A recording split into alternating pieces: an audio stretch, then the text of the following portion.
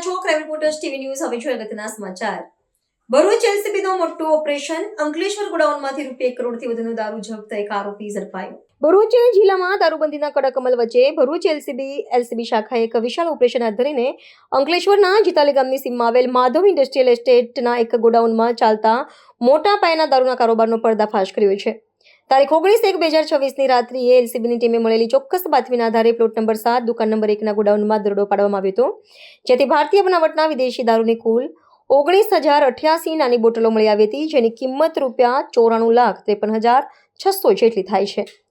આ રેડ દરમિયાન એલસીબી પોલીસે સ્થળ પરથી રાજસ્થાનના બાડમેર જિલ્લાના વતની એવા 24 વર્ષીય આરોપી રમેશ કુમાર ભાગીરથરામ બિશ્નોઈની ધરપકડ કરી છે, જ્યારે વિતરણ માટે રાખવામાં આવેલા ₹5 લાખની બોલેરો મેક્સ ગાડી અને મોબાઈલ ફોન સહિત કુલ ₹1,03,600નો મુદ્દામાલ જપ્ત કરવામાં આવ્યો છે.